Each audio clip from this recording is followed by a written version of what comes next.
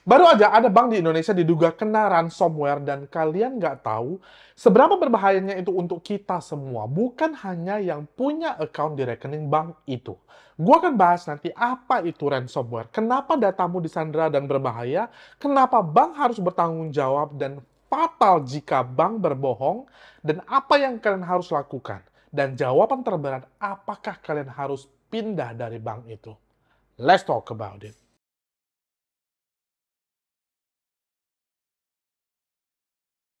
Apa itu ransomware? Ransomware itu adalah satu jenis virus malware yang menyerang perangkat komputer, handphone, atau apapun itu sampai datanya nggak bisa dibaca oleh komputer atau laptop itu.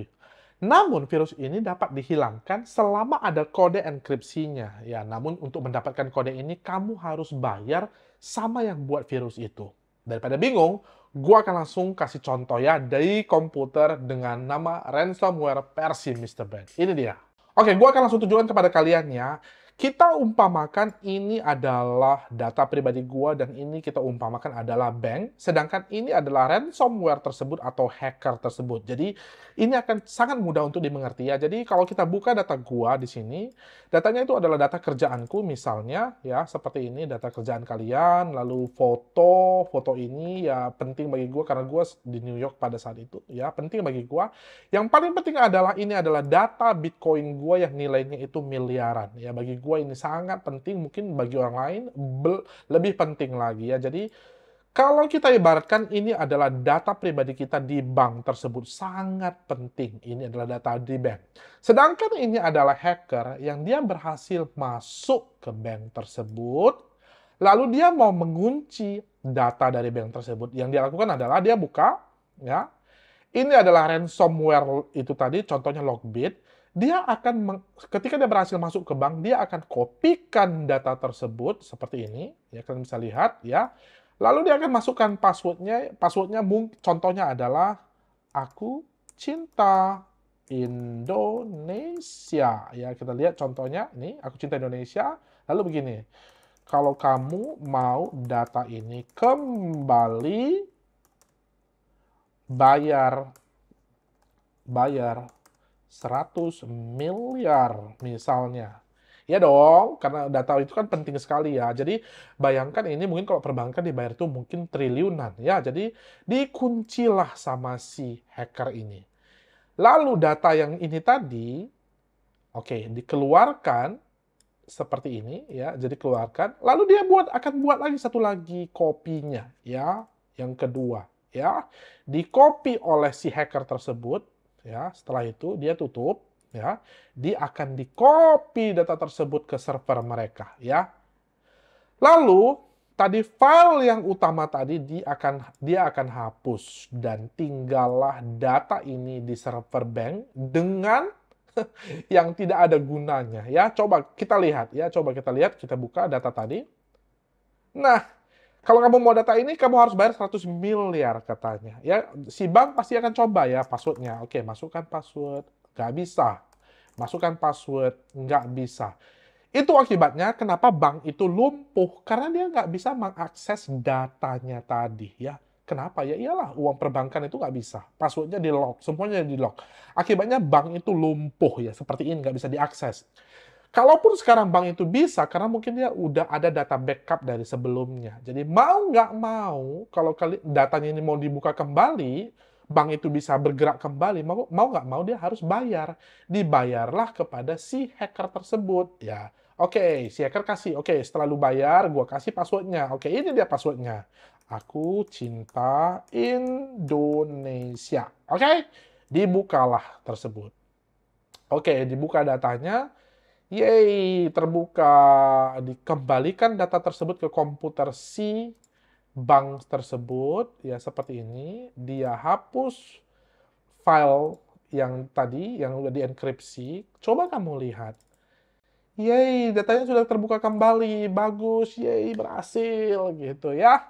Nah, apakah masalah sudah selesai? Ya, di sini.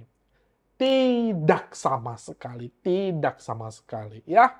Karena sebenarnya data kamu tersebut tetap ada di server si hacker tersebut.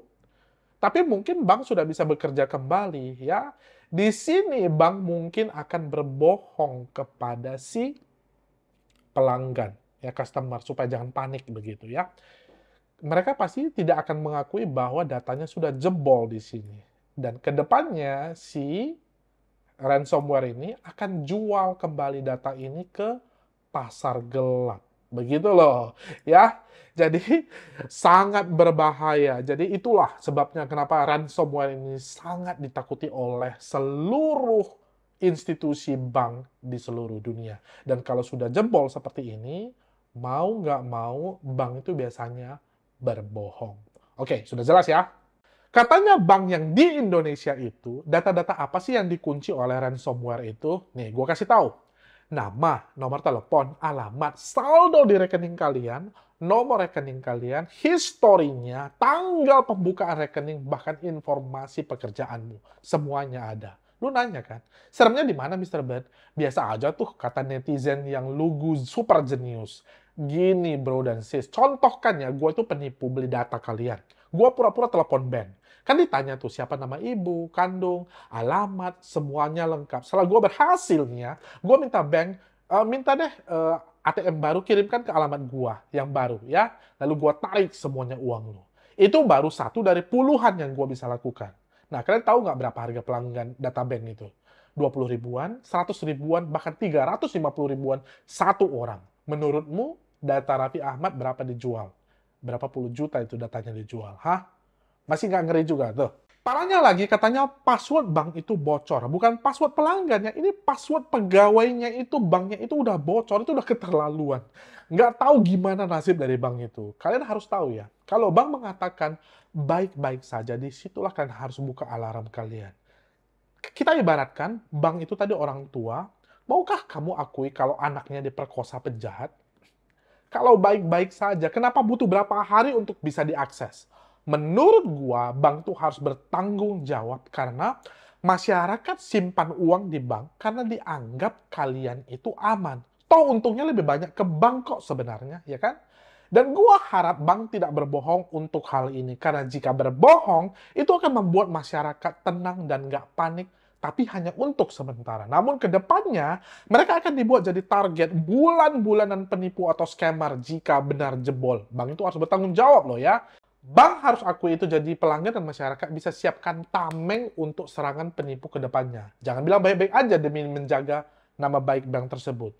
Tapi kalau bank akui hal itu, gue yakin bank itu bisa kolaps karena ada ras perpindahan uang besar-besaran dan itu nggak bagus untuk semua. Karena kepercayaan masyarakat kepada bank itu akan turun secara umum dan perekonomian akan terganggu. Jadi bank seperti makan buah si malakama. Tapi gue yakin bank akan pakai topeng di sini. Nah, kalian sudah ngerti kan sekarang? Kalau kalian udah bisa akses bank kalian itu pun, nggak usah senang dulu. Ada dua kemungkinan. Yang pertama, mungkin aja banknya sudah selesai maintenance yang berhari-hari itu. Tapi itu yang kita harapkan sebenarnya. Ya. Yang kedua, bank sudah bayar tebusan sama si hacker tersebut supaya dirimu nggak panik. Ya, tapi gimana dengan data kalian tadi?